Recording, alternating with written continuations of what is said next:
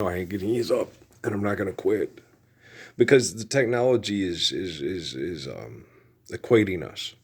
Okay, and you know, when I get the technology to reflect Jesus and David and Daniel and me, and then it helps me do things to shepherd the people so we can all live the Lord's Prayer. Then, I can be quiet and ease up and just go relax and love and be loved in return. But until that day, no, I'm going to get up and I'm going to do exactly what I did sitting in the bed this morning. Okay. You show me that ass, I'm going to kick it. And I understand because with my dad and my family, when I talk to them intelligently and explain things in lucid scientific validity, and they still look at me and, I was sitting there talking about how these corporations, last night I was sitting in the tub, that these new, on that Full Measure of Cheryl Atkins, these new Christian things. And when you die and stand before Jesus, it's like, oh, shut up. He doesn't say that. Okay. He says, when you die, what you leave for your children will be your pages in heaven or hell. Okay? If you vote in the Republic and mass murder people over money through popularity contests, you will be sealed in hell with Hitler and all the rest of you. Okay? If you stand up for the Lord's Prayer and are crucified like St. Peter, you'll be remembered as St. Peter, and you will be in the kingdom of heaven with, the deed of Jesus forever. That's what he's talking about. It's states of being. Okay. You are what you do. You're judged by your deed. Okay. What you pass on to your children is either heaven and or hell. Okay. Trust me, the professors at New Mexico State and UTEP know they're getting their ass kicked sideways right here on this sofa king. Do you understand? I am the sofa king. I am kicking your lying, pathetic ass every day. The plastic surgeons in this town, that town. The neurosurgeons in this town and that town. The which personal injury and tax lawyers in this town. No, I am kicking their asses everywhere. Don't stop letting that get in the way. Just stand up for the Lord's Prayer and shut up. Okay. Seriously, I want to live the Lord's Prayer. Go home, don't say another word for like 5 years. You fool of a took. Peregrine took, it'd be best if you don't say anything at all, right? God damn. That's fantasy, okay? That is an aristocrat, okay? From England's interpretation and fantasy of if I could live the Gospels, this is what they'd be like. That's Tolkien and that's Lewis. And that's Updike and everybody else who writes a book. That's Bunyan, that's Dante. You write a book about what you think. If I could be a faithful, courageous person, this is what I would think things were going on like with let's make a screenplay for a Constantine Keanu Reeves movie. Hey, send me an 8x10 glossy with your name on it. Shut up!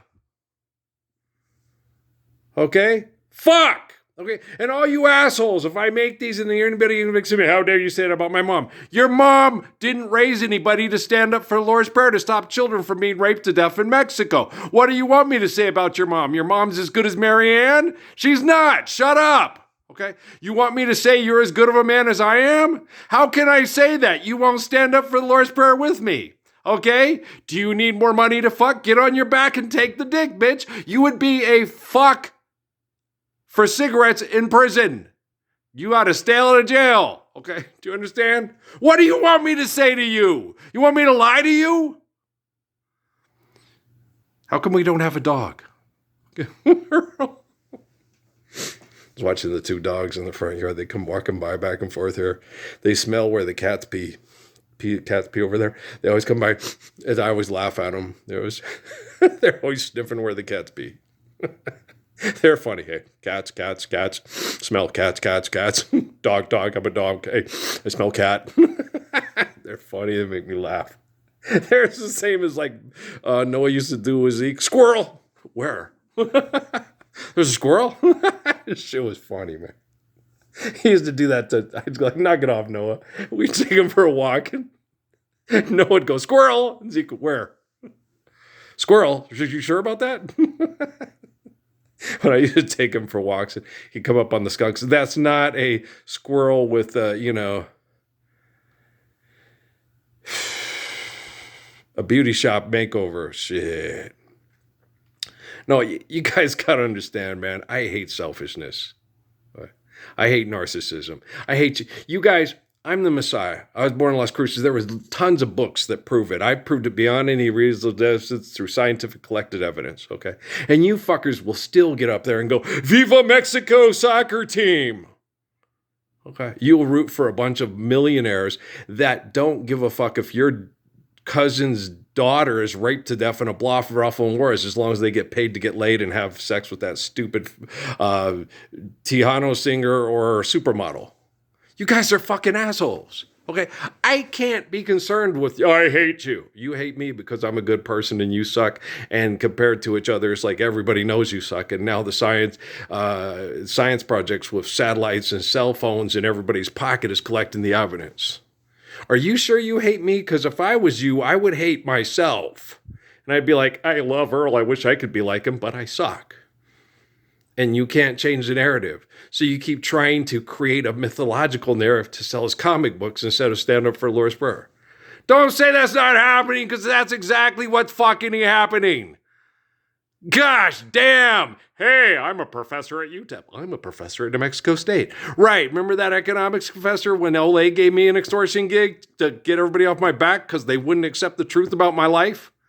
And I sat there and talked to the guy about economic logistics, and I sit there and I said, well, a lot of these people, these big corporations like Walmart come here and they won't put back into our infrastructure with taxes because the politicians let them come in and not put into our tax infrastructure. And I sit there and he goes, well, that blah, blah, blah, blah. And I said, well, if that's the case, I want to be a drug dealer and a prostitute. And he goes, that's illegal. So is corporate tax evasion. What's your point?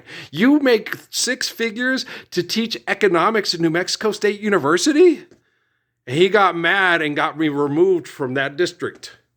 He called up Ferrari's people, and I couldn't go there anymore.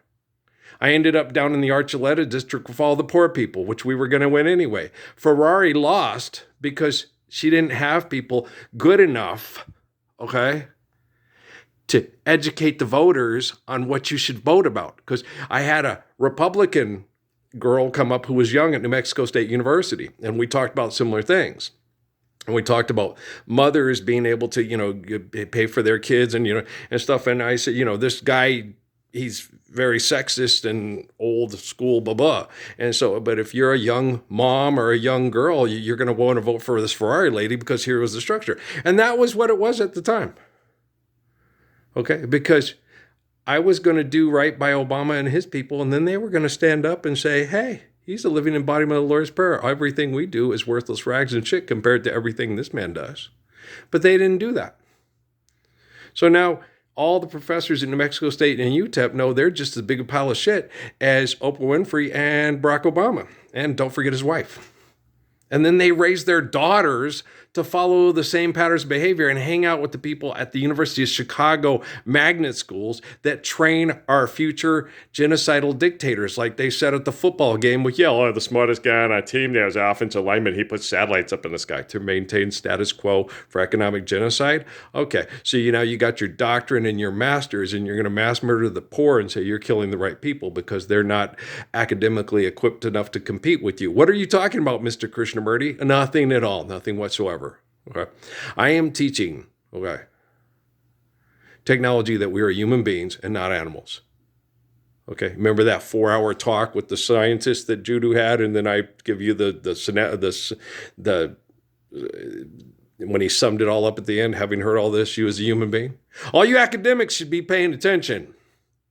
Okay, you need to go listen to the whole 4-hour talk between Krishnamurti and the scientist talking about, I've seen dogs sit there and go to other dogs' territory and get attacked, and then they won't come back for revenge. They'll leave and say, I'm never going back there again. He almost bit my testicles off. And he was sitting there talking about that human beings and animals are definitely wired differently. That they study animals and they study human beings, and they are definitely wired differently. They are not the same animal. Okay, this is what he was saying.